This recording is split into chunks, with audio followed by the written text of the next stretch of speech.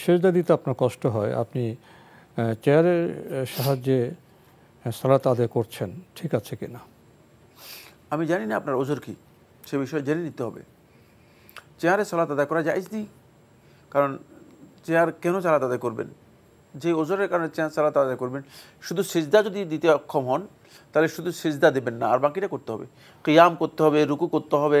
মানে ওনার দুটি সমস্যা, মেরুদণ্ডের হাড়ের ক্ষয় আর হার্টের প্রবলেম, দুটি কথা উল্লেখ করেছে। হার্টের প্রবলেমের জন্য সিজদা দিতে কোনো অসুবিধা হয় না। এমন কোনো দোয়া কি আছে যে দোয়া করলে 80 বছরের গুনাহ মাফ হয়ে যাবে? এই হাদিসটি মিথ্যা। এটা হাদিস বর্ণনা করা হয় থাকে একটা দরুদ নিয়ে, জুমাবারে যদি এই দরুদটি পড়া হয় থাকে তাহলে 80 বছরের গুনাহ মাফ হয়ে যাবে। জুমাবার বিকেলবেলা যদি এই দরুদটি পড়া হয় থাকে, এই বক্তব্যটি সুন্নাহসম্মত নয়, হাদিসটি মিথ্যা। জি, আমরা জানলাম বিষয়টি সম্পর্কে। প্রিয় দর্শক, নতুন প্রশ্নে যাচ্ছি। আসসালামু আলাইকুম, পরিচয় দিয়ে প্রশ্ন করুন। আসসালামু আলাইকুম, আমি ঢাকা বাড্ডা থেকে কিবিতা বেগম বলছিলাম। জি, ওয়ালাইকুম আসসালাম। জি, আপনার প্রশ্ন করুন। যে আমার প্রশ্ন হচ্ছে, ভাই আপনাদের এই অনুষ্ঠান পরিচালনাকালীন কি আমি কোরআন তেলাওয়াত করতে পারবো? কোরআন তেলাওয়াত কিভাবে করতে পারবেন? এই যে অনুষ্ঠান দেখি তখন আমি কি কোরআন তেলাওয়াত করতে পারবো? ও, আপনি অনুষ্ঠান দেখার সময় কোরআন তেলাওয়াত করতে পারবেন কিনা? আপনাদের অনুষ্ঠান। জি জি জি। আর কোনো প্রশ্ন আছে? আর একটা প্রশ্ন আছে যে আমার ভাই হাড় সমস্যা আর মেরুদণ্ড হাড় হয়ে গেছে, আমি এই জন্য চিন্তা করতে পারি না, হাড় ব্যথা উঠে নিচে বসে চিন্তা করতে পারি না। এখন আমি দাঁড়াইয়া চেয়ারে বসি, ইসরা করে সহ্য দিই, আমরা দাঁড়াইয়া নামাজ পড়ি, এটা কি আমার হবে না গুনাহ হবে? ধন্যবাদ আপনাকে। আপনার প্রথম প্রশ্ন, আপনি আমাদের অনুষ্ঠান দেখতে দেখতে কোরআন তেলাওয়াত করতে পারবেন কিনা? ধন্যবাদ। তিনি প্রশ্ন করেছেন যে অনুষ্ঠান দেখতে দেখতে কোরআন তেলাওয়াত করতে পারো কিনা। এক নম্বর হচ্ছে, আল্লাহ সুবহানাহু ওয়া তাআলা কোরআনে কারীমে ইরশাদ করেছেন, মা জাআলাল্লাহু লিরাজুলিন মিন কলবাইনি ফি জাওফি, যে আল্লাহ রাব্বুল আলামিন কোন একজন ব্যক্তির জন্য দুইটি অন্তর তার ভিতরে দেন নাই। একজন মানুষের ভেতরে দুটি অন্তর নেই, সুতরাং প্রত্যেকটি কাজ এবং কথার সাথে অন্তরের সম্পর্ক রয়েছে। এখন আপনার যদি অন্তর দুটি হতো তাহলে দুইটা কাজ আপনি একসাথে করতে পারতেন। যেহেতু অন্তর আপনার একটা, আপনাকে একটা কাজের মধ্যে মনোযোগ দিতে হবে, অন্যথা মনোযোগ হবে না। এটাকে মনোযোগ বলা হয়। মনোযোগ হচ্ছে মানে আপনি এই কাজের জন্য কতটুকু কনসেন্ট্রেশন আপনার আছে, সেটা আসবে কিভাবে? আসবে অন্তর থেকে আসবে। তো আপনি অন্তর দিয়ে কি মানে আলোচনা শুনবেন, না অন্তর দিয়ে কোরআন তেলাওয়াত করবেন? কোরআন তেলাওয়াত করতে হলে, কোরআন উপলব্ধি করতে হলে অন্তর দিতে হবে, আর আলোচনা উপলব্ধি করতে হলে অবশ্যই কি শ্রবণ এবং অন্তর লাগবে। সুতরাং দুটাকে একসাথে কাজে লাগাতে পারবেন না, এটি গলত কাজ। দ্বিতীয় নম্বর যে বিষয়টি, সেটা হলো এই কোরআন তেলাওয়াতের আদবের সাথে এটি মোটেও যায় না।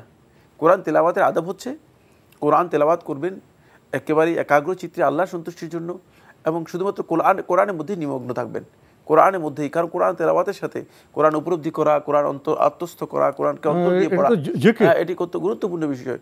সুতরাং এই প্রোগ্রামের সাথে এটাকে যুক্ত করার কোনো অর্থ নেই। তিন নম্বর যে বিষয়টি, সেটা হলো মানে কোরআন তেলাওয়াত অন্য সময় করতে পারেন। কোরআন তেলাওয়াত করা আর জ্ঞান অর্জন করা দুইটা, এর মধ্যে কোরআন তেলাওয়াত করা ফজিলতের বিষয়। যদি যিনি কোরআন উপলব্ধি করতে না পারেন, অর্থাৎ কোরআনকে অর্থ এবং ভাবসহ উপলব্ধি করতে না পারেন, শুধু কেবল ফজিলতের বিষয়। কিন্তু জ্ঞান অর্জন করা এই ফজিলতের চেয়েও আরও ফজিলতপূর্ণ, কারণ জ্ঞান অর্জন করা হেদায়েতের বিষয়। সুতরাং হেদায়েতের বিষয়ে অগ্রাধিকার পাবে, খুব ভালো করে বুঝেন, অগ্রাধিকার পাবে মানে শুধুমাত্র ফজিলতের বিষয় চেয়ে। এখানে আমি কথা বুঝাচ্ছি না, খুব ভালো করে বুঝতে হবে যে কোরআন, এখানে আবার ভুল বুঝার অর্থ আছে। কোরআন তেলাওয়াত করার চেয়ে প্রোগ্রাম দেখা অথবা মানে আলোচনা সেটা মানে উত্তম, সেটা আমি বলছি না। কোরআন তেলাওয়াতটা যদি হক্কুত তেলাওয়া হয়ে থাকে, হ্যাঁ, কোরআনের তেলাওয়াত হক্কুত তেলাওয়া হয়ে থাকে, কোরআন উপলব্ধির সাথে, কোরআন বুঝার সাথে, কোরআনকে আত্মস্থ করে, কোরআনকে উপলব্ধি করে তেলাওয়াত করা, তাহলে সেটা অনেক মর্যাদাপূর্ণ কাজ করে, সন্দেহ নেই। কিন্তু শুধুমাত্র কোরআনের তেলাওয়াত খতম করা অথবা কোরআন পড়া, এটা শুধু ফজিলতের কাজ। আর জ্ঞান অর্জন করা, আর এই প্রোগ্রামগুলো জ্ঞান অর্জনের জন্য, জ্ঞান অর্জন করা এটা হচ্ছে, এই কাজটি হচ্ছে মূলত হেদায়েতের কাজ। কারণ জ্ঞান অর্জনের মাধ্যমে আপনি কি চাচ্ছেন? আমাদের অনুষ্ঠান তো ভিত্তি হলো কোরআন এবং সুন্নাহ, সুতরাং সেটা হচ্ছে হেদায়েতের কাজ। সুতরাং হেদায়েতের কাজ হওয়ার কারণে এটি অত্যন্ত গুরুত্বপূর্ণ। তাহলে আপনি যদি জ্ঞান অর্জন করার জন্য চেষ্টা করেন, তাহলে এই কাজটা আপনি জ্ঞান অর্জনের জন্য রাখবেন। আর অন্য সময় বের করবেন কোরআন তেলাওয়াতের জন্য, দুটো একসাথে দুটাকে আপনি একসাথে আনা হচ্ছে কেন? পালন করতে পারবেন। দুটোর জন্য আলাদা আলাদা সময় নিতে হবে তো, একসাথে করার প্রয়োজন নেই। জি, আমরা জানলাম বিষয়টি সম্পর্কে। আরেকটি বিষয়ে আপনি প্রশ্ন করেছেন, সালাত পড়তে গেলে সেজদা দিতে আপনার কষ্ট হয়, আপনি চেয়ারের সাহায্যে সালাত আদায় করছেন, ঠিক আছে কিনা? আমি জানি না আপনার ওজর কি, সে বিষয়ে জেনে নিতে হবে। চেয়ারে সালাত আদায় করা জায়েজ নেই, কারণ চেয়ার কেন সালাত আদায় করবেন?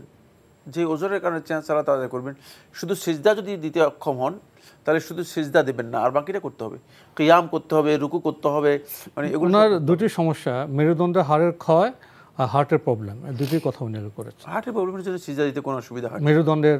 মেরুদণ্ডের জন্য হয়তো সিজদা দিতে অসুবিধা হলে তারা কিয়াম করবেন, দাঁড়াবেন, রুকু করবেন।